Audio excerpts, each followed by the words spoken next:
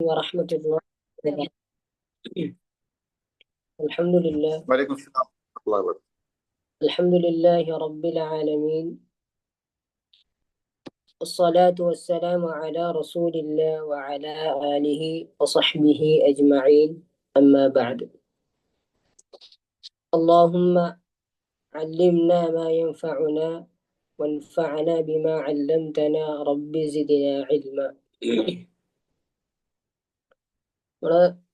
കഴിഞ്ഞ ക്ലാസ്സിൽ പഠിച്ചത് ഓർമ്മയുണ്ടോ ആർക്കെങ്കിലും? നമ്മൾ കഴിഞ്ഞ ക്ലാസ്സിൽ എന്തൊക്കെയാണ് പഠിച്ചത് പറയാമോ ആരെങ്കിലും? കഴിഞ്ഞ ക്ലാസ്സിൽ ചർച്ച ചെയ്ത കാര്യങ്ങളൊക്കെ ഒന്ന് പറഞ്ഞാൽ ഹൈറായിരുന്നു. അറിയാവുന്നവര് പറഞ്ഞാൽ മതി ഇൻഷാ അല്ലാഹ്.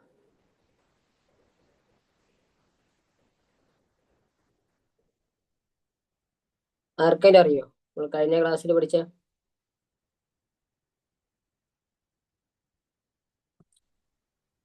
സിറാജിക്ക? അതെ, പറഞ്ഞോക്ക.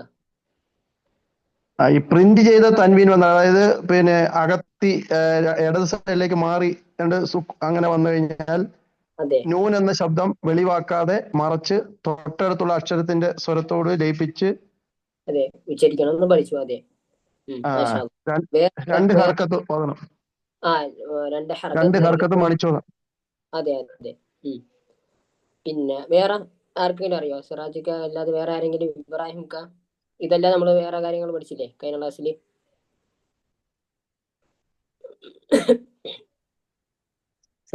ഞാൻ റോഡിലുള്ളത്, അപ്പൊ ഞാൻ കുറച്ച് കഴിഞ്ഞിട്ട് ആൻസർ ചെയ്യും, ഒരു 5 മിനിറ്റ്. ഓക്കെ. അപ്പൊ ഞാൻ പറയാം ഇൻഷാ അല്ലാഹ്. അപ്പൊ അത് പ്രിന്റ് ചെയ്യുക അഥവാ തൻവീന് സുക്കൂനുള്ള ഹർക്കത്തുള്ള നൂന്. അതെ, ഹറക്കത്തുള്ള നൂന് സുക്കൂന് പ്രിന്റ് ചെയ്ത നൂന് ആണെങ്കിൽ ആ നൂനിനെ എന്ത് ചെയ്യണം? വ്യക്തമാക്കി എന്ത് ചെയ്യണം? ഇൻ എന്ന ശബ്ദത്തിൽ വ്യക്തമാക്കി ഉച്ചരിക്കണം നമ്മൾ പഠിച്ചു. അതെ, മാഷാ അല്ലാഹ്. പിന്നെ തൻവീന് ഒരേ രൂപത്തിൽ നമ്മൾ, അഥവാ ഒരു ഫതഹിന് ശേഷം അതിന്റെ താഴെ അതേ അറേഞ്ച്മെന്റിലാണ് അടുത്ത ഫതഹും വരുന്നതെങ്കിൽ എന്ത് ചെയ്യണം? അവിടെയും തൻവീന് ഇൻ എന്ന ശബ്ദത്തിൽ എന്ത് ചെയ്യണം? വ്യക്തമാക്കി, അഥവാ തൻവീനെ അവിടെ വ്യക്തമാക്കി ഉച്ചരിക്കണം. അത് ഫതഹത്തൈനാണെങ്കിലും കെസറത്തൈനാണെങ്കിലും ദമ്മത്തൈൻ ആണെങ്കിലും, ദമ്മത്തൈനോ ദമ്മു തൻവീൻ, കെസറത്തിനോ കെസറു തൻവീൻ, ഫതഹത്തൈൻ ഫതഹു തൻവീൻ. ഞാൻ അൽഹംദുലില്ലാഹ്. അപ്പോൾ ഇൻഷാ അല്ലാഹ് ഇന്ന് നമ്മൾ പഠിക്കാൻ പോകുന്ന കാര്യങ്ങള് കനത്ത അക്ഷരങ്ങളും നേർത്ത അക്ഷരങ്ങളും. അഥവാ നമ്മളെ അറബി അക്ഷരമാലകളിൽ കനപ്പിച്ച് പറയേണ്ട അക്ഷരങ്ങളുമുണ്ട്, നേർപ്പിച്ച് പറയേണ്ട അക്ഷരങ്ങളുമുണ്ട്. അപ്പോൾ ഏതൊക്കെയാണ് കനപ്പിച്ച് പറയേണ്ടതും ഏതൊക്കെ അക്ഷരങ്ങളാണ് നേർപ്പിച്ച് പറയേണ്ടത്, എപ്പോഴൊക്കെയാണ് അക്ഷരത്തെ കനപ്പിക്കേണ്ടത്, ഏതെല്ലാം അവസ്ഥയിലാണ് ആ അക്ഷരങ്ങളെ നേർപ്പിക്കേണ്ടതെന്നാണ് ഇൻഷാ അല്ലാഹ് ഇന്നത്തെ ക്ലാസ്സിൽ നമ്മൾ ചർച്ച ചെയ്യുന്നത്.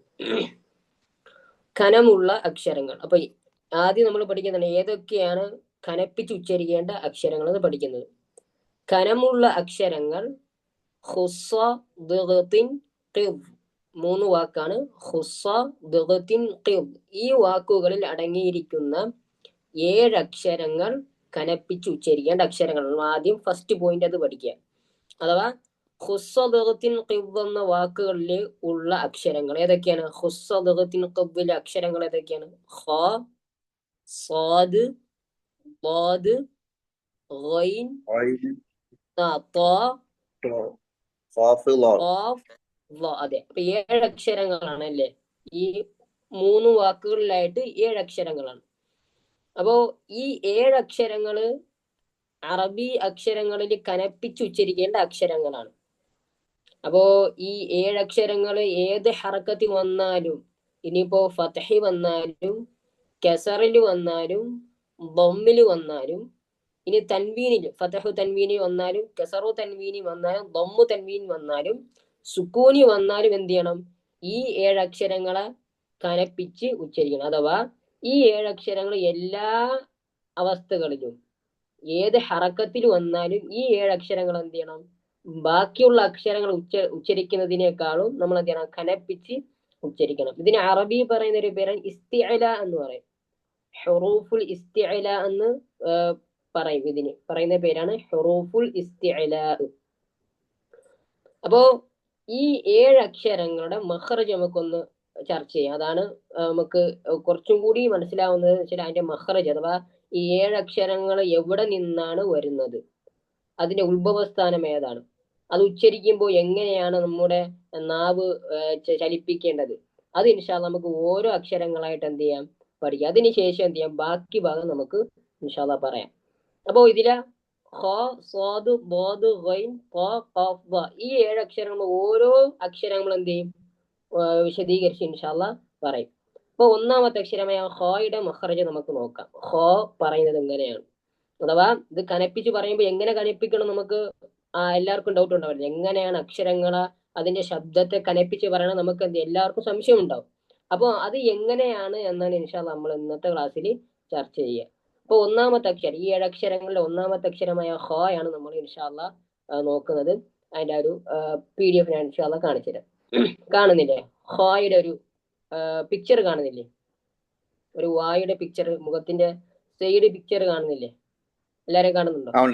അതെ. അഥവാ ഇതില് റെഡ് കളറിലുള്ള ഭാഗം നാവാണ്. റെഡ് കളറിൽ ഉള്ള ഒരു ഭാഗം ഉണ്ട്, അതാണ് നാവ്. പിന്നെ നമ്മളെ മുമ്പിലത്തെ മുൻപല്ലിന്റെ പല്ലുണ്ട്, മുമ്പിലെ പല്ലുണ്ട്, അതേപോലെ താഴ് മുൻപല്ലുകളുണ്ട്, അതേപോലെ തൊണ്ട കാണാൻ സാധിക്കും. പിന്നെ ഈ നാക്കിന്റെ പുറകുഭാഗത്തുള്ളൊരു നീളത്തിലുള്ള ഒരു ചുവപ്പ് ഭാഗം കാണുന്നുണ്ടോ, അതാണ് അണ്ണാക്ക്, നമ്മുടെ വായിലെ അണ്ണാക്ക് എന്നുള്ളത്. ഓക്കെ. അപ്പൊ ഖയുടെ മഖ്റജ് ആണ്. ഒരു മഖ്റജ് എന്ന് അറബി പറഞ്ഞാൽ മഖ്റജ് എന്ന് വെച്ചാല് ഒരക്ഷരം അതെ എവിടെ നിന്നാണോ തുടങ്ങുന്നത്, അത് എവിടെ നിന്നാണ് ഉത്ഭവിക്കുന്നത്, നമ്മുടെ വായയുടെ അല്ലെങ്കിൽ നാവിന്റെ ഏത് ഭാഗത്ത് നിന്നാണ് അക്ഷരം ഉത്ഭവിക്കുന്നത്, അതിന്റെ ഉത്ഭവ സ്ഥാനത്ത് നിന്നാണ് എന്ത് മഖ്റജ് എന്ന് പറയുന്നത്. അഥവാ അക്ഷരം പുറപ്പെടുന്ന സ്ഥലം, അതാണ് മഖ്റജ്. അറബിൽ മഖ്റജ്. മഖ്റജ് എന്ന് പറയുമ്പോൾ പുറപ്പെടുന്നത്. ഖറജ പുറപ്പെട്ടു, ഖറജ എന്ന വാക്കിനർത്ഥം പുറപ്പെട്ടു എന്നാണ്. അപ്പൊ മഖ്റജ് പുറപ്പെടുന്നത്. അപ്പൊ അക്ഷരങ്ങൾ പുറപ്പെടുന്ന സ്ഥലത്തിനാണ് മഖ്റജ് എന്ന് പറയുന്നത്. അപ്പൊ നമ്മൾ ഇസ്തിഅലാന്റെ അക്ഷരം പഠിക്കുമ്പോൾ അതിന്റെ മഖ്റജ് പഠിക്കുക, അത് എങ്ങനെയാണ് ഉച്ചരിക്കേണ്ടത്. അപ്പൊ ഖയുടെ മഖ്റജാണ്. ഖ പറയുമ്പോൾ നമ്മൾ എങ്ങനെ പറയണം, തൊണ്ടയുടെ മേലെ അറ്റം അഥവാ തൊണ്ടയുടെ മേൽഭാഗത്ത് നിന്നാണ് എന്ത് ചെയ്യാൻ നമ്മള് ഖ പറയാനുള്ള. ഖ ഈ ഖ എന്ന് പറയുമ്പോൾ ചില ആളുകൾ ഖ എന്ന് പറയാം. ഖ എന്ന് പറയുന്നത് എന്താണ്, അത് ശരിയായ ഒരു രീതിയല്ല. ഖ എന്ന് പറയുന്നത് അത് മഖ്റജ് കറക്റ്റ് അല്ല, ശരിയല്ല. ഖ എന്ന് പറയുമ്പോൾ നമ്മുടെ ഇതിലെ നാവിന്റെ ശൈലി നമ്മൾ നോക്കണം. ആ നാവിന്റെ രൂപം കാണുന്നുണ്ടോ, നാവിന്റെ മധ്യഭാഗം എന്തായിട്ടുണ്ട്, താന്ന്, അതേപോലെ നാവിന്റെ പുറകു ഭാഗം എന്താക്കുന്നു, മുകളിലേക്ക് ഉയർന്നു നിൽക്കുന്നു, കാണുന്നില്ലേ? അഥവാ നാവിന്റെ മധ്യഭാഗം കുഴിഞ്ഞു നിൽക്കുന്നതായിട്ട് കാണുന്നുണ്ടോ ഫോട്ടോയിൽ, അല്ലേ? കാണുന്നില്ലേ? അതെ. ഇതേ രൂപത്തിലാവണം നമ്മൾ ഖ പറയുമ്പോൾ എന്താക്കാനുള്ള, നമ്മുടെ നാവിന്റെ ശൈലിയാക്കണം. അപ്പൊ ഇങ്ങനെ നാവിന്റെ മധ്യഭാഗം എന്താണ് താഴ്ന്നും പുറകുഭാഗം ഉയർന്നു നിൽക്കുമ്പോഴാണ് എന്ത് ഇസ്തിഅലാഇന്റെ ഒരു ശബ്ദം അഥവാ കനപ്പിച്ചുള്ള ശബ്ദം വരിക. അല്ലെങ്കിൽ നാവ് നമ്മൾ സ്ട്രൈറ്റ് ആണെങ്കിൽ എന്ത് വരൂല, കനപ്പിച്ച് നമുക്ക് ഖോയെ പറയാൻ പറ്റില്ല. അപ്പൊ ഖോയെ കനപ്പിക്കുമ്പോൾ എന്ത് ചെയ്യണം, ഈ നാവിന്റെ മധ്യഭാഗം താഴ്ന്നും നാവിന്റെ പുറകുഭാഗം ഉയർന്നും നിൽക്കണം. അപ്പൊ അങ്ങനെ നമ്മൾ എന്ത് ചെയ്യണം, അക്ഷരങ്ങളെ പറയണം. അപ്പൊ ഇത് ഖോയുടെ എന്താണ് കനപ്പിക്കാനുള്ള എന്താണ് ഒരു ശൈലിയാണ്. ഈ നാവ് ഇങ്ങനെ കൊണ്ടുവന്നാൽ എന്ത് ചെയ്യും, ഖോയെ നമുക്ക് എന്ത് ചെയ്യാൻ പറ്റൂ, കനപ്പിച്ച് പറയാൻ സാധിക്കുകയുള്ളൂ. അപ്പോ ഇസ്തിഅലാന്റെ ഒന്നാമത്തെ അക്ഷരമാണ്, അഥവാ കനപ്പിച്ച് പറയേണ്ട ഒന്നാമത്തെ അക്ഷരമാണ് ഖ. അപ്പൊ അത് പറയുമ്പോൾ എന്താണ്, കനപ്പിച്ച് പറയണം. അത് കനപ്പിക്കാനുള്ള ഒരു മെത്തേഡാണ് എന്ത്, നമ്മുടെ നാവ് അതിന്റെ ശൈലി, നാവിന്റെ ശൈലി എന്നുള്ള എന്താണ്, അവിടെ മധ്യഭാഗം താഴെ നിൽക്കണം. അപ്പൊ ചിലര് ഖ പറയുമ്പോൾ എന്താണ്, ചുണ്ട് മുന്നോട്ട് വരും. ഖ മുന്നോട്ട് വരുത്തണ്ട ഒരിക്കലും. ഇതിലെ നോക്കിയാൽ ഇതിലെ ചുണ്ടിന്റെ ശൈലി നമ്മൾ നോക്കിയാല് എങ്ങനെയാണ്, ഇതിന്റെ ചുണ്ടിന്റെ ശൈലി പറ്റിയായി. അതെ,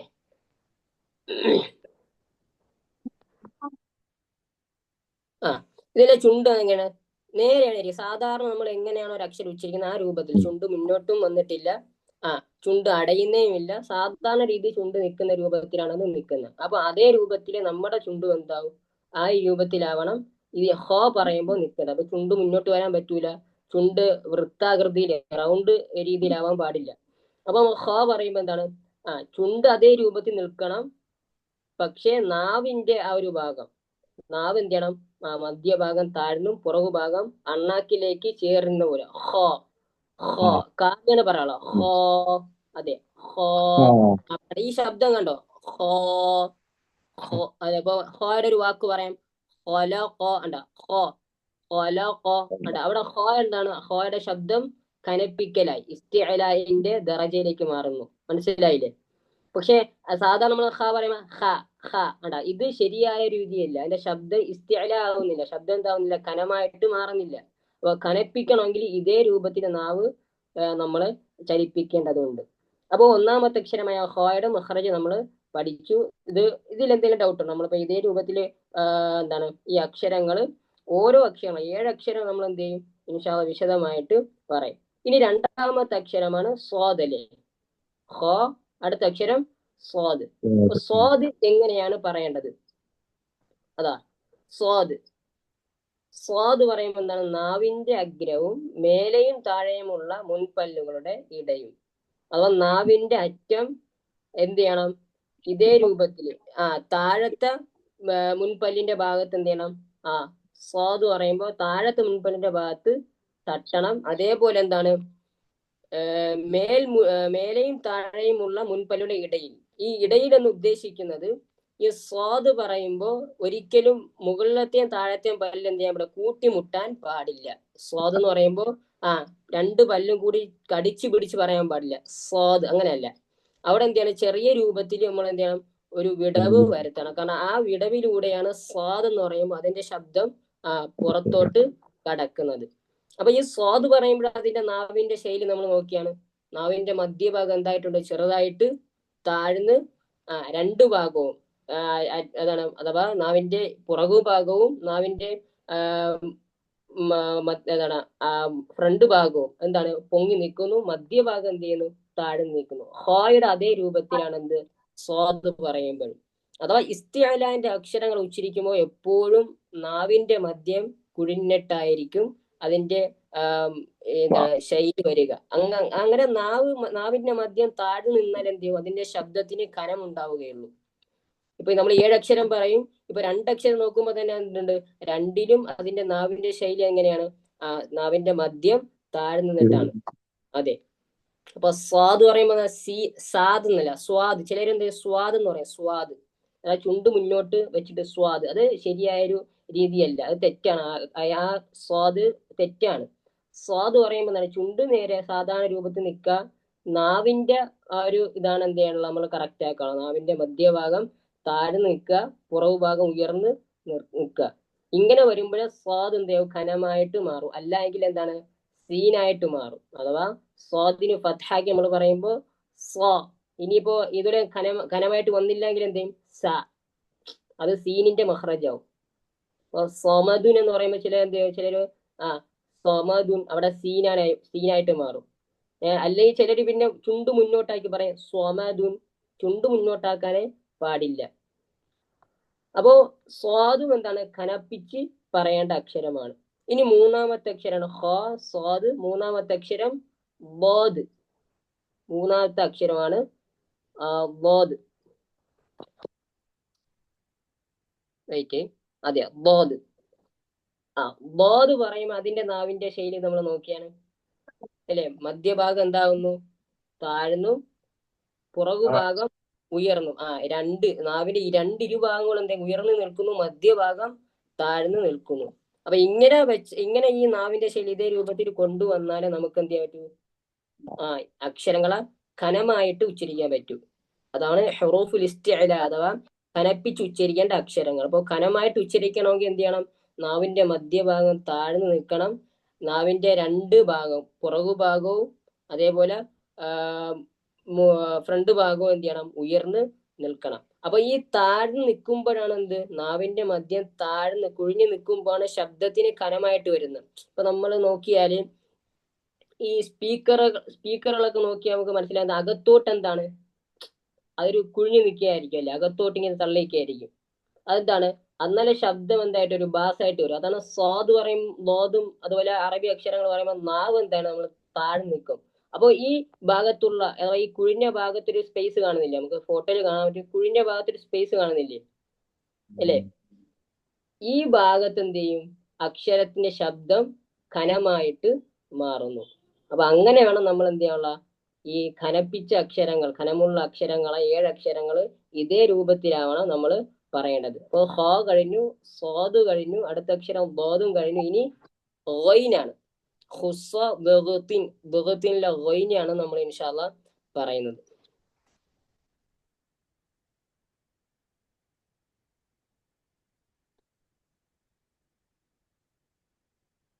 ഗൈൻ, അതെ.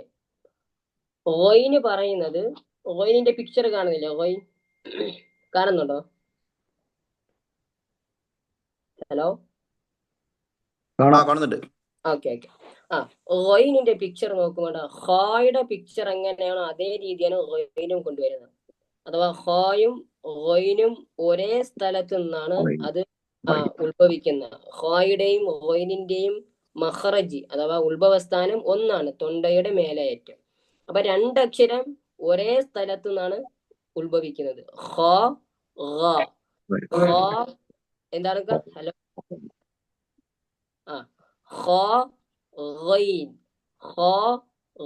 ടാ ഈ 2 അക്ഷരത്തിന്റെ ശബ്ദം കാണുന്നടാ, അത് ഖനമായിട്ട് വരാൻ ഖനപ്പിച്ചണം. ഹ എന്നല്ല, ഹോ. അതെ, ഹോ ഗൈൻ. ഹോ ഗൈൻ. ഗൈന് പറയുമ്പോൾ എന്താണ്, തൊണ്ടയുടെ മേൽഭാഗത്ത് എന്ത് ചെയ്യണം, നമ്മുടെ നാവിന്റെ പുറകുഭാഗം തട്ടണം.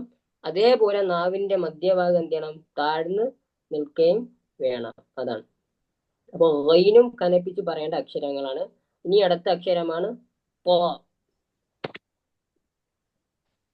അടുത്ത അക്ഷരമാണ് പോ.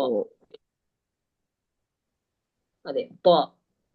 പോ പറയുമ്പോൾ അതിന്റെ നാവിന്റെ മധ്യഭാഗം കാണുന്നുണ്ടോ? താഴ്ന്നു നിൽക്കുന്നില്ലേ നാവിന്റെ മധ്യഭാഗം? അതെ. അവ ഇസ്തിഅലാന്റെ അക്ഷരങ്ങൾ നമ്മൾ ഉച്ചരിക്കുമ്പോൾ പ്രത്യേകത, അതിന്റെ നാവിന്റെ ശൈലി എപ്പോഴും എന്താണ്, മധ്യഭാഗം താഴ്ന്നും ബാക്കി പുറകുഭാഗവും മുമ്പിലുള്ള ഭാഗം എന്ത് ചെയ്യും, നാവിന്റെ 2 അറ്റങ്ങളും ഉയർന്നു നിൽക്കും, മധ്യഭാഗം എന്ത് ചെയ്യും, താഴ്ന്ന് നിൽക്കുകയും ചെയ്യും. അതാണ് ഇസ്തിഅലാന്റെ അക്ഷരങ്ങളുടെ പ്രത്യേകത. ഇനി അടുത്ത അക്ഷരമായതാണ് ഖാഫാണ്. ഹുസ്സ ബഗത്തിൻ. ഇനി അടുത്ത ഖിബ്ബാണ്. ഖിബ്ബ് പറയുമ്പോൾ ഖാഫും ളായുമാണ്. അതിൽ ഖാഫാണ് അടുത്ത അക്ഷരം. അതിന്റെ മഖറജ് ഇൻഷാ അല്ലാഹ് നമുക്കൊന്ന് നോക്കാം. അതെ, ഖാഫ്. നാവിന്റെ എന്താവുന്നു, അങ്ങേയറ്റം പുറകുഭാഗം, അങ്ങേയറ്റം എന്ന് ഉദ്ദേശിക്കുന്ന നാവിന്റെ പുറകുഭാഗം അതിന്റെ നേരെ മേൽഭാഗം അഥവാ അണ്ണാക്കിലോട്ട് ചേർന്നാണ് പറയാനുള്ളത്. ഖ എന്ന് പറഞ്ഞു നോക്കിയാൽ നമുക്ക് മനസ്സിലാവും. എന്ന് പറയുമ്പോ ഒരക്ഷരത്തിന്റെ മഖ്റജ് നമുക്ക് ലഭിക്കണമെങ്കിൽ, നമുക്ക് ഒരു അക്ഷരത്തിന് മഖ്റജ് ലഭിക്കണം, അത് നമുക്ക് കിട്ടണം. അങ്ങനെ ആവണമെങ്കിൽ നമ്മൾ എന്ത് ചെയ്യണം, ആ അക്ഷരത്തിനെ സുക്കൂനാക്കി പറഞ്ഞു നോക്കുക. തൊട്ട് മുന്നത്തെ പറയോ, തൊട്ട് മുന്നത്തെ ലോദാണോ തോയാണോ? തോ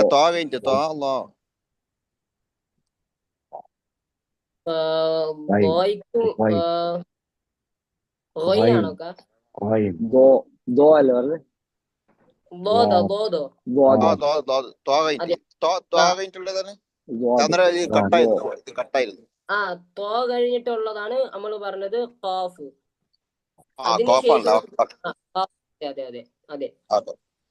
ഇനി അതിനുശേഷമാണ് വ വരുന്നത്. അഥവാ നമ്മൾ ആ വാക്ക് പറഞ്ഞില്ലേ, ഹുസ്സ ബഗത്തിൻ ഖിവ്, ഇതേ ഓർഡറിലാണ് അക്ഷരം പറയുന്നത്. അപ്പൊ ഖിവില് പറയുമ്പോൾ അവസാനമാണ് വ വരുന്നത്.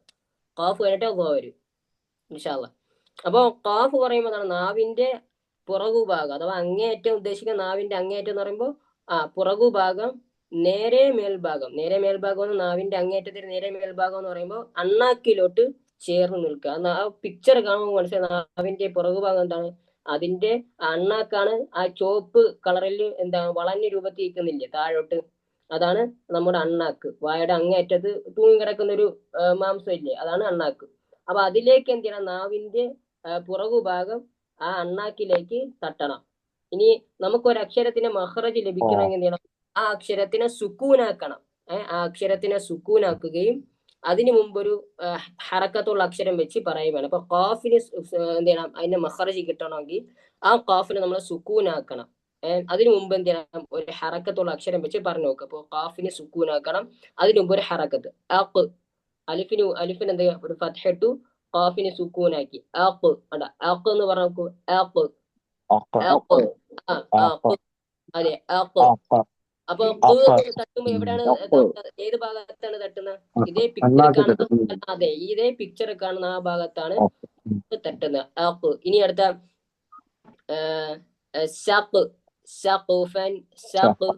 അതെ, അതെ. അപ്പൊ ഒരക്ഷരത്തിന്റെ മഹ്റജ് നമുക്ക് കിട്ടണമെങ്കിൽ ആ അക്ഷരത്തിന് സുക്കൂനാക്കി നമ്മൾ നോക്കണം.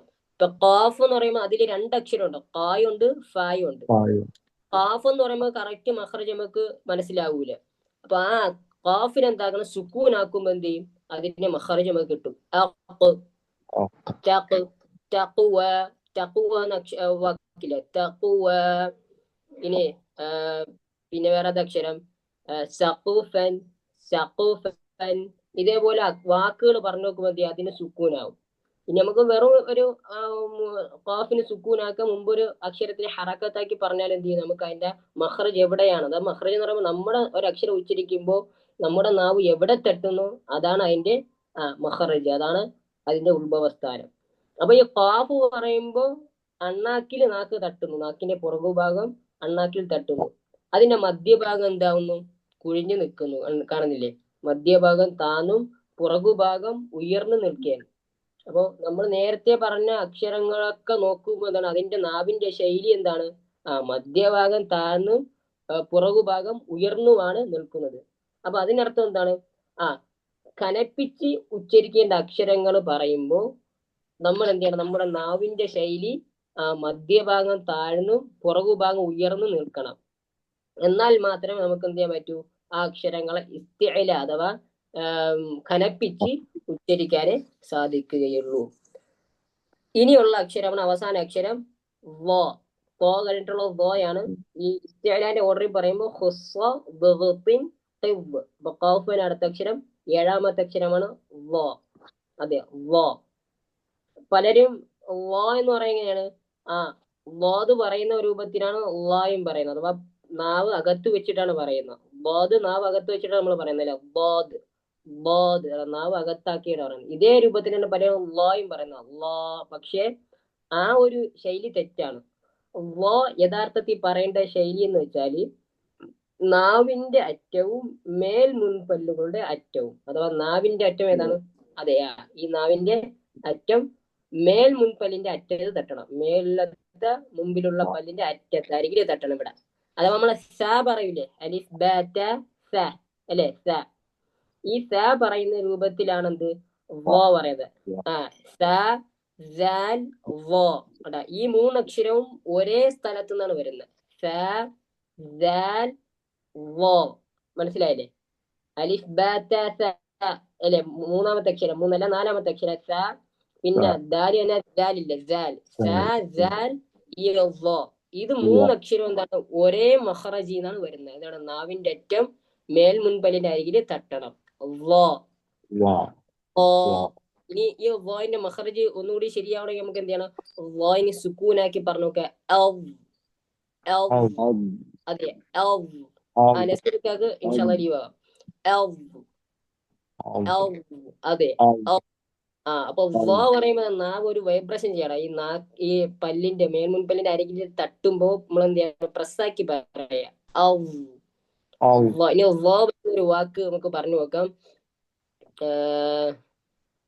എന്താണ് വ വരുന്ന ഒരു വാക്ക്?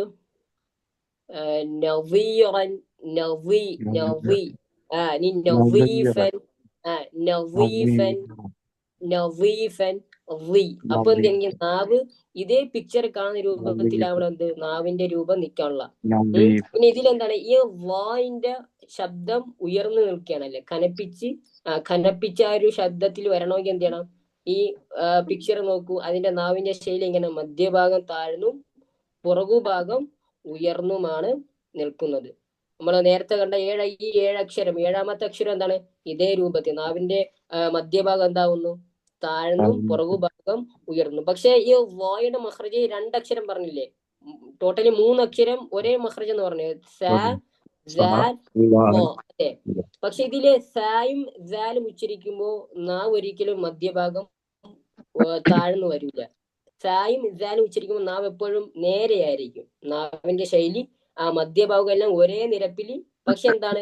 നാവിന്റെ അറ്റം മേൽ മുൻപല്ലിന്റെ അറ്റത്ത് ടച്ച് ചെയ്യും. എന്നാൽ നാവിന്റെ മധ്യഭാഗവും പുറകുഭാഗവും ഒരേ ലെവലിലാവും. അതിന്റെ അർത്ഥം എന്താണ്? സായും സാലൊക്കെ കനപ്പിച്ച് ഉച്ചരിക്കേണ്ട അക്ഷരമല്ല, നേർപ്പിക്കേണ്ട അക്ഷരമാണ്. ആകുമ്പോ ശബ്ദം ഉയരുന്നു.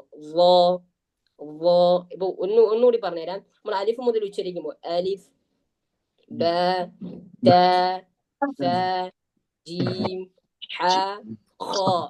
പറയുന്നതാണ് ശബ്ദം ഉയരുന്നു. ഖ. ബാക്കിയുള്ള ശബ്ദമൊക്കെ താഴ്ന്നാണ് വരുന്നത്. അലിഫ്, ബ, ത നേരെ പോകുന്നു. ഖ പറയുമ്പോൾ ശബ്ദം പൊങ്ങയാണ്. ഖ. അതാണ് ഇസ്തിഅലാന്റെ പ്രത്യേകത. ആ ശബ്ദം ഉയർന്നേക്കും. ഇനി സീൻ, ഷീൻ, സ്വാദ് അതിന്റെ ശബ്ദം എന്താണ്? ഖനമായിട്ട് വരുന്നത്. സീനും ഷീനും ഒന്നും കനപ്പിക്കുന്നില്ല നമ്മള്. കാരണം എന്താണ്? സീനും ഷീനും കനപ്പിക്കാനുള്ള അക്ഷരമല്ല. അപ്പോ സീനും ഷീനൊക്കെ പറയുമ്പോൾ നാവിന്റെ ശൈലി എന്താണ്? ഒരേ രൂപത്തിലായിരിക്കും. പക്ഷെ സ്വാദ് പറയുമ്പോൾ എന്താണ്? വീണ്ടും ആ അക്ഷരം ഖനമായിട്ട് വരുന്നത്. സ്വാദ്, ബോദ്. ബോദ് ഇസ്തിഅലാന്റെ അക്ഷരമാണ്. പറഞ്ഞ 7 അക്ഷരത്തിൽപ്പെട്ട ഒരു അക്ഷരമാണ് ബോദ്. സ്വാദ്, ബോദ്, അതെ. ടായല്ല. ടായും തോയും ഒരേ മഹ്റജാണ്. നമ്മൾ അലിഫ് ബ ത പറയാം. ടാ പറയുന്നതും തോ പറയുന്നതും അതിന്റെ മഹ്റജ് തായും തോയും ഉത്ഭവിക്കുന്നത് ഒരേ സ്ഥലത്ത് നിന്നാണ്. പക്ഷേ ഈ ഒരേ സ്ഥലത്ത് നിന്ന് 2 അക്ഷരം വരുന്നുണ്ട് എങ്കിലും ഈ 2 അക്ഷരത്തിന്റെ ശബ്ദം വ്യത്യാസമാണ്. ടാ എന്ന് പറയുമ്പോൾ എന്താണ്? അത് നേർപ്പിച്ച ശബ്ദമാണ്. പക്ഷെ തോ പറയുമ്പോഴാ അതിന്റെ ശബ്ദം ഖനമായിട്ട് മാറുന്നു. തോ, ടാ, തോ. ഇപ്പൊ ഒരു വാക്ക് പറയാം. ഇസ്തിത്വാഅ. ഈ ഇസ്തിത്വാഅ എന്ന വാക്കിൽ ഏതൊക്കെ അക്ഷരമുണ്ട്? ഹംസയുണ്ട്, സീനുണ്ട്, ടാ, അതിനുശേഷം തോ. ടായും തോയും അടുത്തടുത്ത് വരുന്നു. അപ്പോ ടായിനെ നമ്മൾ എന്ത് ചെയ്യണം? തർക്കീഖ് ചെയ്യണം. തർക്കീഖ് എന്ന് വെച്ചാൽ നേർപ്പിക്കുക. ടാ. തോയിനെ എന്ത് ചെയ്യണം? തോയിനെ ഖനപ്പിക്കുകയും വേണം. അപ്പൊ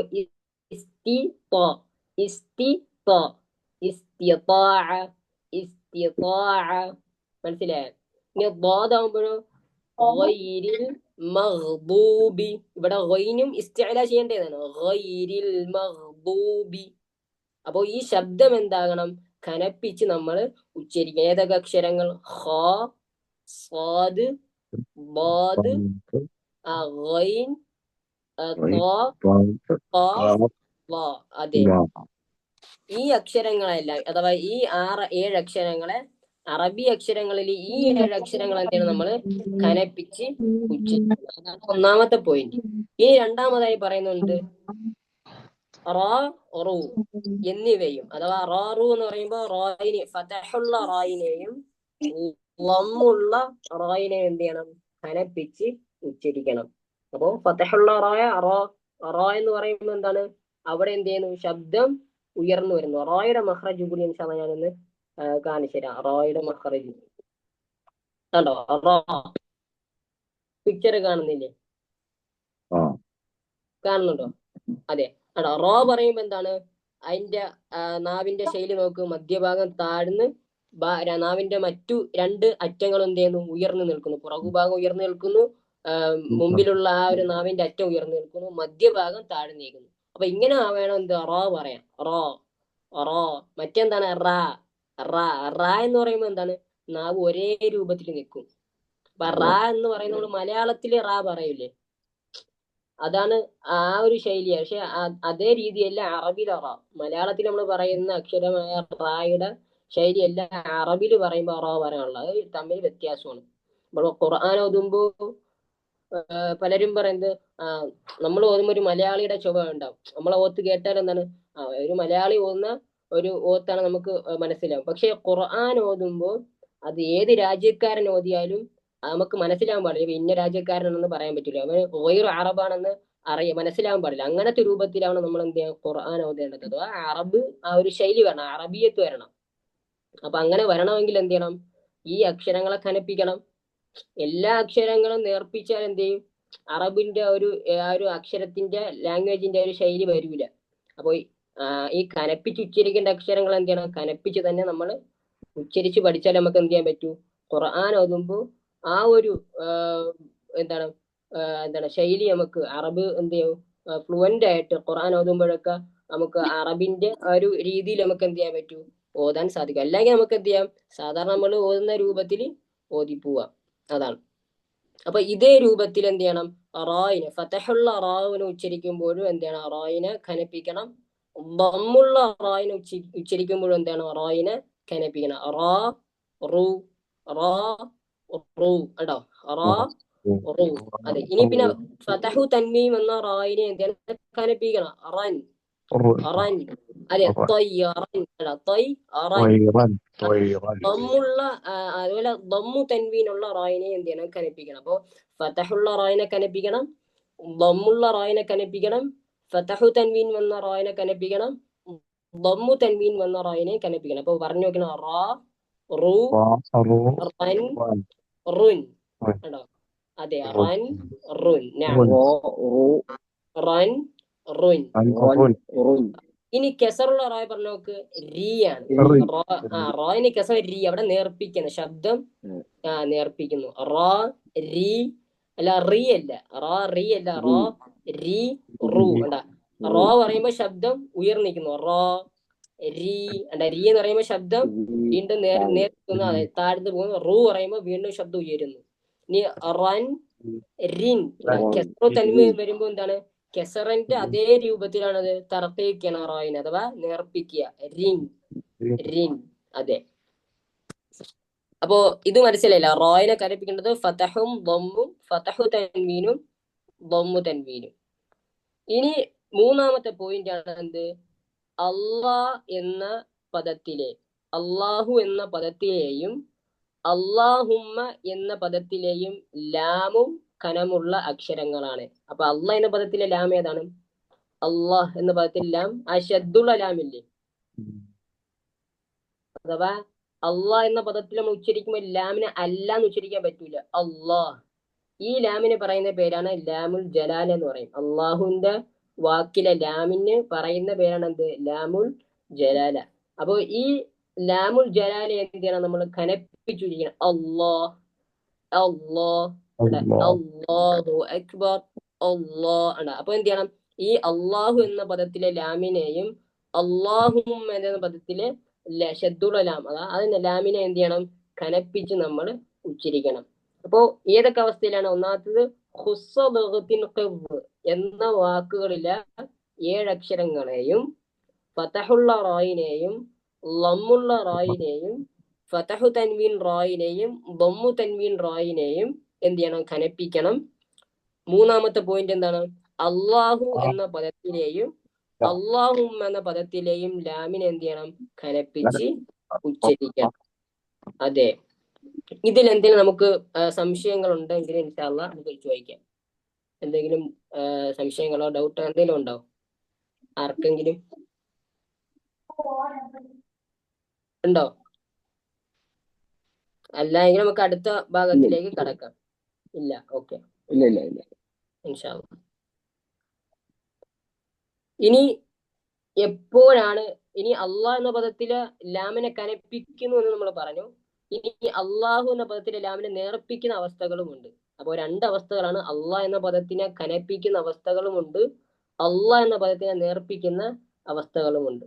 അപ്പൊ നമുക്ക് ഏറ്റവും എളുപ്പം വെച്ചിട്ട് അള്ളാഹു എന്ന പദത്തിനെ നേർപ്പിക്കുന്ന അവസ്ഥയാണ് നമ്മൾ പഠിക്കേണ്ടത്. ആദ്യം അള്ളാഹുമ്മ, അള്ളാഹു എന്ന വാക്കുകൾക്ക് മുമ്പ് കെസർ വരിക, അഥവാ അള്ളാഹു എന്ന വാക്കിന് മുമ്പും അള്ളാഹും എന്ന വാക്കിന് മുമ്പ് കെസർ വരികയാണെങ്കിൽ അള്ളാഹു എന്ന വാക്കിലെ ലാമിന് എന്താണ്, ലാമാക്കി തന്നെ ഉച്ചരിക്കണം, അഥവാ നേർപ്പിക്കുക. അള്ളാഹു എന്ന വാക്കിലെ ലാമിനെ ലാമായിട്ട് തന്നെ, ലാ ആയിട്ട് തന്നെ എന്ത് ചെയ്യണം, ഉച്ചരിക്കണം. അതിന് എക്സാമ്പിൾ ആയിട്ട് 2 കൊടുക്കുന്നുണ്ട്. ഒന്നാമത്തെ എന്താണ്? ബിസ്മില്ലാഹി. ബിസ്മില്ലാഹി എന്നല്ല, അവിടെ എന്താക്കി അള്ളാഹ് എന്ന പദമാണ്. പക്ഷെ അവിടെ അള്ളാഹു എന്ന വാക്കിന് മുമ്പുള്ള അക്ഷരം ഏതാണ്? അള്ളാഹു എന്ന പദത്തിന് മുമ്പുള്ള അക്ഷരം ഏതാണ്? അതെ, അതെ, കെസർ വന്നു. അതെ, അള്ളാഹു എന്ന പദത്തിന് വാക്കിന് മുമ്പുള്ള അക്ഷരത്തിന് കെസർ വന്നു. ആ കെസർ വന്നത് കാരണമാണ് അള്ളാഹു എന്ന വാക്കിനെ നമ്മൾ എന്താക്കുന്നത്? നേർപ്പിച്ച് ഉച്ചരിക്കുന്നത്. അപ്പൊ ബിസ്മില്ലാഹി അവിടെ ലാമാക്കി നമ്മൾ എന്ത് ചെയ്തു? ഉച്ചരിച്ചു. ബിസ്മില്ലാഹി, ബിസ്മില്ലാഹി എന്നല്ല, ബിസ്മില്ലാഹി. ഇനി രണ്ടാമത്തെ എക്സാമ്പിൾ ആകുമ്പോഴോ ഖുലി അല്ലാഹുമ്മ. അതെ, അപ്പൊ അള്ളാഹു, അതെ, ഖുലില്ലാഹുമ്മ. അപ്പൊ എന്തുകൊണ്ടാണ് അവിടെ അള്ളാഹുന്റെ ആ ലാമുൽ ജലാലെ നേർപ്പിച്ചത്? കാരണം അള്ളാഹുമ്മ എന്ന വാക്കിന് മുമ്പുള്ള അക്ഷരത്തിന് എന്തു വന്നു? കെസർ വന്നു. കാരണത്താൽ അള്ളാഹുമ്മ എന്ന വാക്കിനെയും അള്ളാഹു എന്ന വാക്കിനെയും നമ്മൾ നേർപ്പിച്ചുച്ചരിക്കാൻ കാരണമാകുന്നത്. അപ്പൊ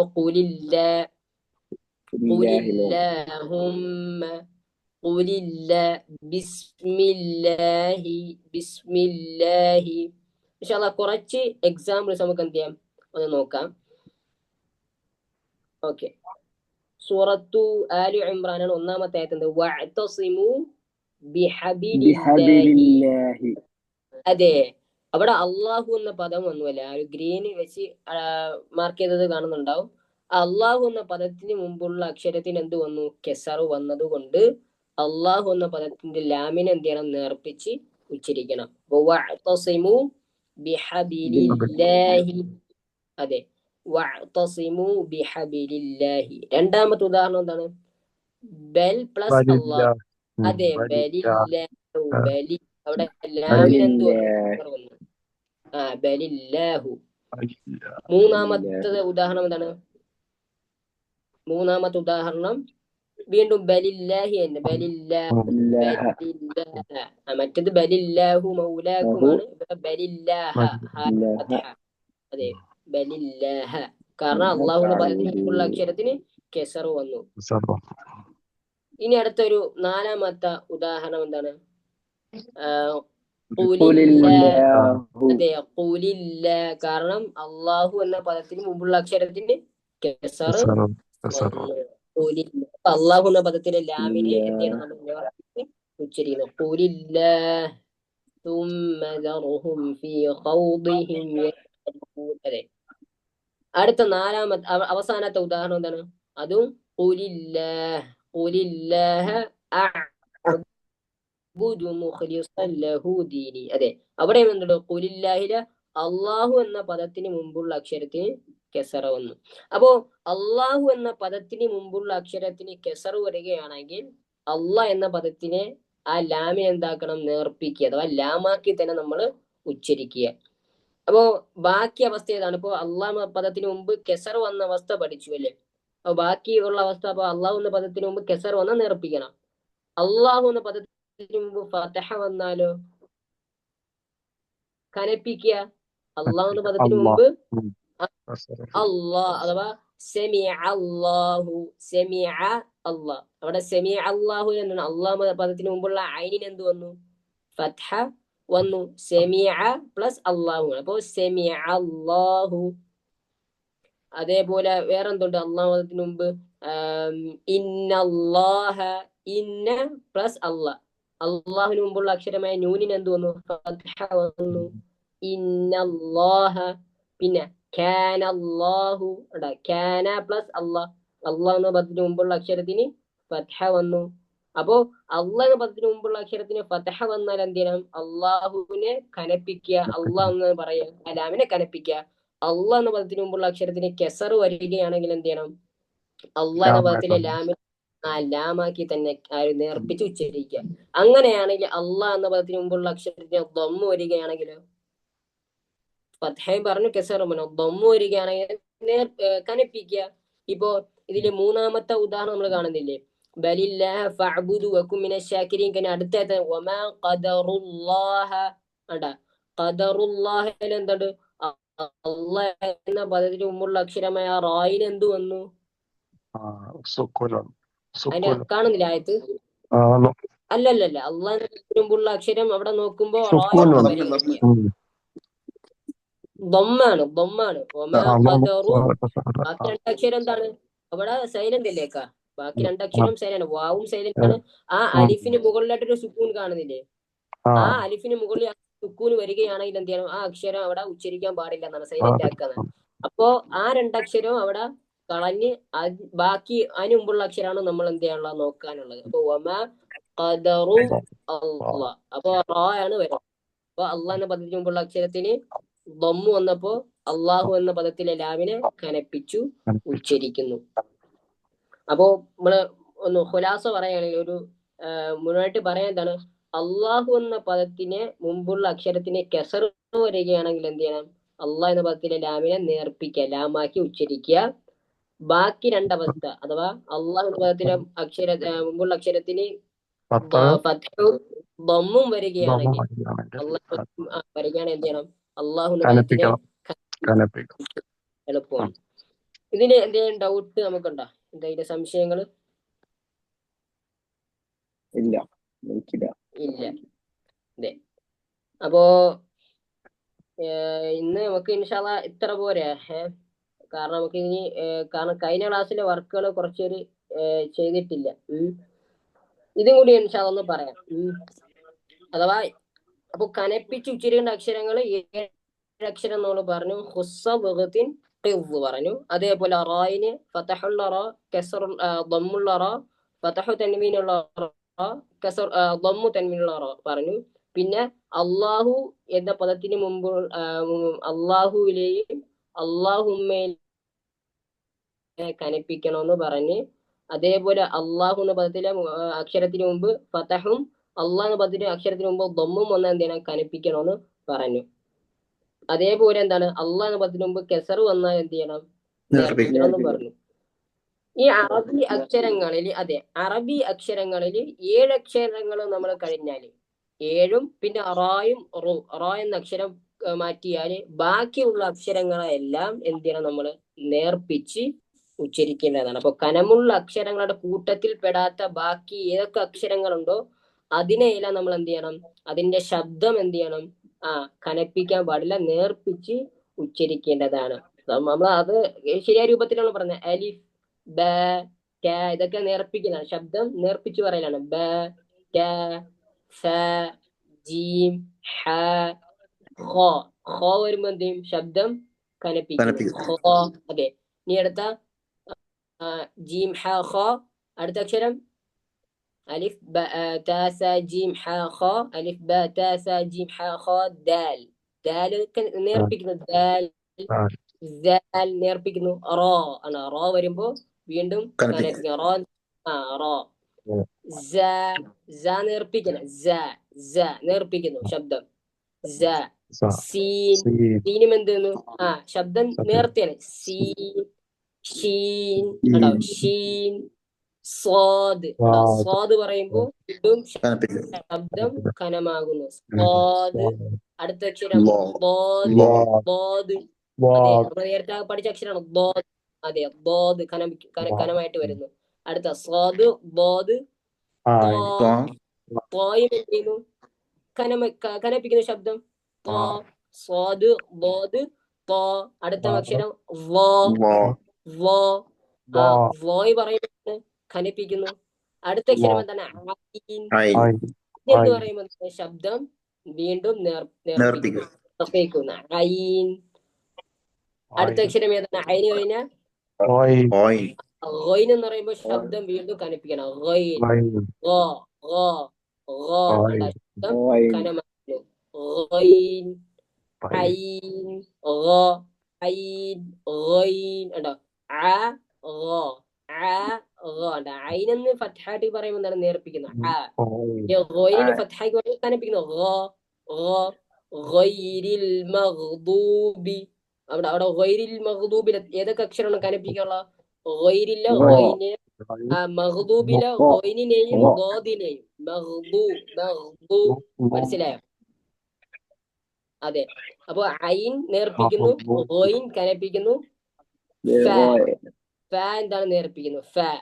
ഫ ശബ്ദം നേർത്ത ശബ്ദമാണ്. അതേപോലെ ഖോ, കാഫ്, കാഫ് അല്ല ഖോ, ഖോ, ഖഫ്, ഖഫ് നമ്മൾ പറഞ്ഞില്ലേ ശബ്ദം കനമാണ്. ഖോഫ്, ശബ്ദം ഉയർന്നു നിൽക്കാൻ, ശബ്ദം ഉയരുകയാണ്. ഇസ്തിഅലാന്റെ വാക്കിനർത്ഥം തന്നെ എന്താണ്? ഉയർന്നു നിൽക്കുന്ന ഇസ്തിഅല. അപ്പൊ എന്താണ്? ശബ്ദം ഉയർത്തുക. ഖോഫ്. അടുത്ത അക്ഷരം ഏതാണ്? കാഫ്. കാഫ് എന്താണ് അവിടെ നേർപ്പിക്കുന്നത്? ശബ്ദം താർത്തിക. കാഫ്, ഫ, ഖോഫ്, കാഫ്, ലാം. ലാമും നേർപ്പിക്കുന്നു. മീം, നൂൻ, ഇതൊക്കെ നേർപ്പിക്കലാണ്. ലാം, മീം, നൂൻ. ബാക്കി യാ വരെയുള്ള അക്ഷരങ്ങൾ എന്താണ് നേർപ്പിച്ച് പറയുന്നത്? മീം, നൂൻ, വാവ്, ഹ, ഹംസ, യാ. അപ്പൊ ഇതൊക്കെ എന്താണ് നേർപ്പിക്കുന്നു? ആ 7 അക്ഷരങ്ങളും റായിനെയും എന്ത് ചെയ്യുന്നു? കനപ്പിച്ച് ഉച്ചരിക്കുന്നു. അപ്പൊ നമ്മൾ ശ്രദ്ധിക്കേണ്ട കാര്യം, അക്ഷരങ്ങൾ ഉച്ചരിക്കുമ്പോൾ മഹ്റജോട് കൂടി നമ്മൾ എന്ത് ചെയ്യണം? ഉച്ചരിക്കാൻ ശ്രമിക്കുക. അഥവാ ഈ 7 അക്ഷരങ്ങളെ നമ്മൾ എന്ത് ചെയ്യണം? പ്രാക്ടീസ് ചെയ്യണം. 7 അക്ഷരങ്ങളെ കനപ്പിച്ച് തന്നെ എന്ത് ചെയ്യണം? നമ്മൾ ഉച്ചരിക്കും. ഇതൊന്ന് നിങ്ങൾ സ്ക്രീൻഷോട്ട് എടുത്താൽ ഹയറാവും. ഇതിന്റെ മഹ്റജിന്റെ ആ ഒരു പിക്ക് എന്ത് ചെയ്യുക? സ്ക്രീൻഷോട്ട് എടുത്താൽ അതേ രൂപത്തിൽ നമ്മൾ ഉച്ചരിച്ചാൽ എന്ത് ചെയ്യാൻ പറ്റും? നമുക്ക് കുറച്ചും കൂടി നമ്മൾ ഓത്ത് ബെറ്റർ ആക്കാൻ പറ്റും ഖുർആൻ ഓതുമ്പോഴേ. അപ്പോ റോയിന്റെ ഒന്ന് നിങ്ങൾ സ്ക്രീൻഷോട്ട് എടുക്കുക. ഞാൻ ഓരോന്നായിട്ട് ഇങ്ങനെ പോവാം. റോയിന്റെ അടുത്ത് കാണുമല്ലേ? എടുത്തു. ഓക്കെ. എടുത്തോ. അടുത്ത അക്ഷരം എടുത്തോ. മഖറജ് സ്ക്രീൻഷോട്ട് എടുത്തോ. അടുത്ത അക്ഷരം ഏതാണ്? ഖാഫ്. ഖാഫിനെ സ്ക്രീൻഷോട്ട് എടുത്തോ. അടുത്ത അക്ഷരം ത. തയുടെ സ്ക്രീൻഷോട്ട് എടുത്തോ. അടുത്ത അക്ഷരം ഗൈൻ. Gain, gain. അടുത്ത അക്ഷരം ضاد. ضاد, ضادും സ്ക്രീൻഷോട്ട് എടുത്തോ. അടുത്ത അക്ഷരം സാദ്. സാദ്. അവസാന അക്ഷരം ഖ. അപ്പൊ ഈ 7 അക്ഷരങ്ങൾ നമ്മൾ എന്ത് ചെയ്യണം? അതിന്റെ പിക്ചർ നോക്കി നമ്മൾ അതേ രൂപത്തിൽ നമ്മുടെ നാവ് കൊണ്ടുവരിക, പറഞ്ഞ് ശീലിക്കുക. അക്ഷരങ്ങളെ കനപ്പിച്ച് നമ്മൾ എന്ത് ചെയ്യുക? പറഞ്ഞ് ശീലിക്കുക ഇൻഷാ അല്ലാഹ്. അപ്പൊ നമുക്ക് ഇന്നത്തെ ക്ലാസ് അവസാനിപ്പിക്കല്ലേ? അങ്ങനെയാണെങ്കിൽ ഇതിന്റെ വർക്ക് ഇൻഷാ അല്ലാഹ് ഞാൻ പറഞ്ഞുതരാം. ഇത് ചെയ്യേണ്ട വർക്ക് എന്ന് പറയുമ്പോൾ, ഒന്നാമത്തെ വർക്ക് നമ്മൾ ചെയ്യേണ്ടത് ഈ കനപ്പിച്ച് ഉച്ചരിക്കേണ്ട അക്ഷരങ്ങൾ എന്ത് ചെയ്യണം? നമ്മൾ വോയിസ് ആക്കി ഒന്ന് ഇട്ടാൽ ഹയറായിരുന്നു. അതൊരു വർക്കാണ്. അഥവാ ഗ്രൂപ്പിൽ ഇടുന്നതിനേക്കാളും ഗ്രൂപ്പിൽ ഇട്ടാലും മതി. അഥവാ കനപ്പിച്ച് ഉച്ചരിക്കുന്ന അക്ഷരങ്ങൾ വരുന്ന ഒരു 5 വാക്കുകൾ എന്ത് ചെയ്യണം? പറഞ്ഞ് വോയിസ് ആക്കി ഇടുക. അല്ലെങ്കിൽ 7 അക്ഷരങ്ങളുടെയും 7 ഉദാഹരണം. ഒരു അക്ഷരത്തിന് ഒരു വാക്ക് വെച്ചിട്ട്, ഇപ്പൊ ഹ വെച്ചൊരു വാക്ക് പറയാം, സ്വാദ് വെച്ചൊരു വാക്ക് പറയാ, അതേപോലെ ബോദ് വെച്ചിട്ട് ഒരു വാക്ക് പറയാ, ഗൈന് വെച്ചൊരു വാക്ക് പറയാ, തോ വെച്ചൊരു വാക്ക് പറയാ, ഖാഫ് വെച്ചൊരു വാക്ക് പറയാ, വാ വെച്ച വാക്ക്. അപ്പൊ ഈ 7 വാക്കുകൾ എന്ത് ചെയ്യുക? 7 അക്ഷരം വെച്ചിട്ട് പറഞ്ഞ് ഓരോരുത്തരും എന്ത് ചെയ്യണം? അടുത്ത ക്ലാസ്സിന് മുമ്പായിട്ട് വോയിസ് ആക്കിയിട്ട് നമുക്ക് എന്ത് ചെയ്യാം? നോക്കിയിട്ട് ചെക്ക് ചെയ്യാൻ പറ്റും. കാരണം ഇത് നമ്മൾ നുത്തഖിൽ വരുന്ന പ്രാക്ടീസാണ്. അഥവാ നുത്തഖില് സംസാരത്തിൽ നമ്മുടെ ശബ്ദത്തിൽ വരേണ്ട രീതിയാണ് കനപ്പിച്ച് പറയുമ്പോൾ. അപ്പൊ നമ്മൾ എഴുതിയിട്ടത് കാര്യമില്ല. അപ്പൊ ഇത്രയും നാൾ നമ്മൾ എഴുത്തിലാണ് നമ്മൾ നോക്കിയത്. അപ്പൊ ഈ വർക്ക് എന്ത് ചെയ്യണം? നമ്മൾ നുത്തഖിൽ പറയണം. അഥവാ നമ്മൾ വായ കൊണ്ട് പ്രാക്ടീസ് ചെയ്ത് അതിൽ വരുന്ന അക്ഷരങ്ങൾ എന്ത് ചെയ്യണം? കനപ്പിച്ച് നമ്മൾ എന്ത് ചെയ്യണം? പറഞ്ഞ് ഓരോ വാക്കുകൾ, അഥവാ 7 വാക്കുകൾ ഓരോരുത്തരും എന്ത് ചെയ്യണം? 7 അക്ഷരങ്ങൾക്ക് 7 വാക്കുകൾ, ഓരോ അക്ഷരത്തിനും ഓരോ വാക്ക് വെച്ച് 7 അക്ഷരങ്ങൾക്കും 7 വാക്കായിട്ട് വാട്സപ്പിൽ എന്ത് ചെയ്യണം? നമ്മുടെ ഗ്രൂപ്പിൽ, അസൈൻമെന്റ് ഗ്രൂപ്പിൽ തന്നെ എന്ത് ചെയ്താൽ ഇൻഷാ അല്ലാഹ് ഇടണം. അത് ഒരു വർക്ക്. രണ്ടാമത്തെ വർക്ക് എന്ന് പറയുമ്പോൾ അള്ളാഹു എന്ന പദത്തിന്റെ ആ ഒരു എന്താണ് വർക്കാണ്. അഥവാ അള്ളാഹ് എന്ന പദത്തിന് മുമ്പ് കെസർ വരുന്ന ഒരു 5 എക്സാമ്പിൾസ്. അള്ളാഹ് എന്ന പദത്തിന് മുമ്പ് കെസർ വരുന്ന 5 ഉദാഹരണങ്ങൾ എഴുതണം. അള്ളാഹ് എന്ന പദത്തിന് മുമ്പ് ബമ്മ് വരുന്ന 5 ഉദാഹരണം. അള്ളാഹ് എന്ന വാക്കിന് മുമ്പ് ഫതഹ വരുന്ന 5 ഉദാഹരണങ്ങൾ. അപ്പോ ഇതും അത് എഴുതി നമ്മള് ഇട്ടാൽ മതി. എഴുതിയിട്ട് എന്ത് ചെയ്യാതെ ഒന്ന് പറഞ്ഞ് വോയിസ് ആക്കിയാലും കുഴപ്പമില്ല. അത് എഴുതി നോട്ട് ഇട്ടിട്ട് അതിന്റെ താഴെ എന്ത് ചെയ്യാൻ ടാഗ് ചെയ്തിട്ട് വോയിസ് ആക്കി പറഞ്ഞാൽ ഹയറാണ്. അങ്ങനെ ആയാലും കുറച്ചും കൂടി നമുക്ക് കേൾക്കാനും പറ്റൂല അത് കറക്റ്റ് ഉച്ചരിക്കുന്നതാണോ എന്നേ. അപ്പൊ അതും കൂടി ഒന്ന് ശ്രമിച്ചാൽ ഹയറായിരുന്നു. പിന്നീടുള്ളത് അള്ളാഹും എന്ന വാക്കിന് മുമ്പ് കെസറ് വരുന്ന ഒരു 3 ഉദാഹരണം. അള്ളാഹും എന്ന വാക്കിന് മുമ്പ് കെസറ് വരുന്ന 3 ഉദാഹരണങ്ങൾ. അപ്പോ ഈ വർക്കുകളാണ് അടുത്ത ക്ലാസ്സിന് മുമ്പായിട്ട് ഇൻഷാ നമ്മൾ അയക്കേണ്ടത്. ഒന്ന് വോയിസ് ആണ്. വോയിസ് ആക്കിയിട്ട് 7 വാക്കുകൾ നമ്മൾ അയക്കുക. എന്നിട്ട് അതേപോലെ അള്ളാഹ് എന്ന പദത്തിന് മുമ്പ് കെസറ് വരുന്ന ഉദാഹരണം, അതേപോലെ അതിനു മുമ്പ് ദമ്മ് വരുന്നതും അള്ളാഹ് എന്ന പദത്തിന് മുമ്പ് ഫത്ഹ വരുന്ന ഉദാഹരണം 5 വീതം എഴുതിയിട്ട് അത് പോസ്റ്റ് ചെയ്തിട്ട് നമ്മൾ എഴുതിയ ഉദാഹരണം പറഞ്ഞ് ഒരു വോയിസ് ആക്കി ഇൻഷാല്ല അടുത്ത ക്ലാസ്സിന് മുമ്പായിട്ട് ഇടുക. വേറെ എന്തെങ്കിലും നമ്മൾ ഈ പഠിച്ച കാര്യങ്ങൾ എന്തെങ്കിലും സംശയം ഉണ്ടെങ്കിൽ ചോദിക്കുക. ആർക്കെങ്കിലും എന്തെങ്കിലും ഡൗട്ടുകൾ ഉണ്ടെങ്കിൽ ഇൻഷാല്ല ചോദിക്കാം. ഉണ്ടോ? ആർക്കെങ്കിലും ഉണ്ടോ?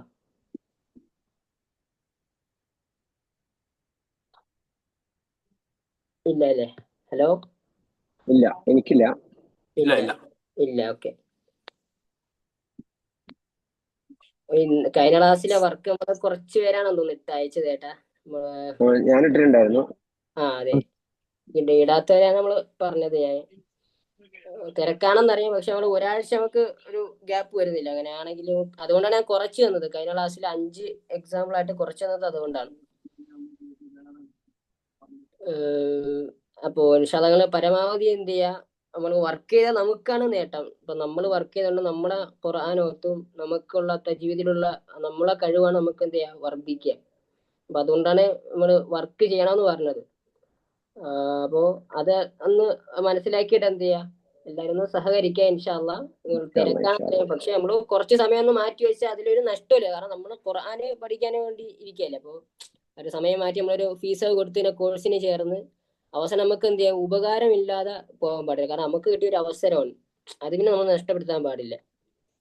എത്രയോ പേര് നമ്മളെ കൂട്ടത്തിലുള്ള എത്രയോ പേര് ഖുർആന് പഠിക്കാൻ കുറെ അഥവാ അവർക്ക് ചിലപ്പോൾ പറ്റാതെയാവും, ആഗ്രഹം ഉണ്ടാവും, കുറെ സമയം അവർക്ക് ഉണ്ടാവില്ല. പക്ഷെ നമുക്ക് സമയമുണ്ട്. ആ ഒരു സമയം നമുക്ക് എന്താണ് നഷ്ടപ്പെടുത്താൻ കഴിയില്ല. അപ്പോൾ നമ്മള് ഫീ കൊടുത്ത് അടച്ച് ഒരു കോഴ്സിന് ചേർന്ന് അതിന് നമുക്ക് ഒരു ഹയർ നേടണ്ടേ. അപ്പോ എന്ത് ചെയ്യാ, കുറച്ച് സമയം ഒരു 10 മിനിറ്റ് ചെലവഴിച്ചാൽ തന്നെ നമുക്ക് എന്ത് പറ്റും, കുറച്ച് വർക്കാണ് തരുന്നത്. അതും ഇത്രയും ദിവസം ഗ്യാപ്പാണ്. ഇപ്പൊ വെള്ളി കഴിഞ്ഞാൽ അടുത്ത വെള്ളിക്ക് മുമ്പാണ് അടുത്ത വർക്ക് ചെയ്യേണ്ടത്. അപ്പൊ ഒരു 5 ദിവസമെങ്കിലും നമുക്ക് എന്ത് ചെയ്യാൻ പറ്റും, ഒരു 6 ദിവസം നമുക്ക് എന്ത് ചെയ്യാൻ പറ്റും, ഗ്യാപ്പ് ഉണ്ടാവും. അപ്പൊ ഓരോ ദിവസവും ഒരു 5 മിനിറ്റ് മാറ്റിയാൽ തന്നെ നമുക്ക് എന്ത് പറ്റും, ഓരോരോ വർക്ക് കംപ്ലീറ്റ് ആക്കി അയക്കാൻ പറ്റും. ഇൻഷാല്ലാ അങ്ങനെ അന്ന് നിങ്ങൾ എല്ലാവരും ഒന്ന് സഹകരിച്ചാല് ഹൈറായിരുന്നു. ഇൻഷാല്ലാ നമുക്ക് എന്ത് ചെയ്യാം, അവസാനിപ്പിക്കാം. സുബ്ഹാനക അല്ലാഹുമ്മ വബിഹംദിക് അശ്ഹദു അൻ ലാ ഇലാഹ ഇല്ലാ അൻത അസ്തഗ്ഫിറുക വഅതൂബു ഇലൈക്. അസ്സലാമു അലൈക്കും വറഹ്മത്തുള്ളാഹി വബറകാതുഹു. വഅലൈക്കും അസ്സലാം വറഹ്മത്തുള്ളാഹി വബറകാതുഹു.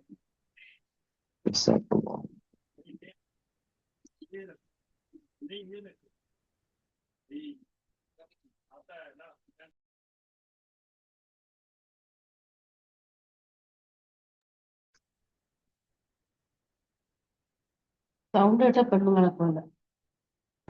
സൗണ്ടിൽ വല്ല കാര്യമുണ്ടോ? അള്ളാന്റെ ഖുർആനാണ് ഒരു അമ്മാനമാണ്.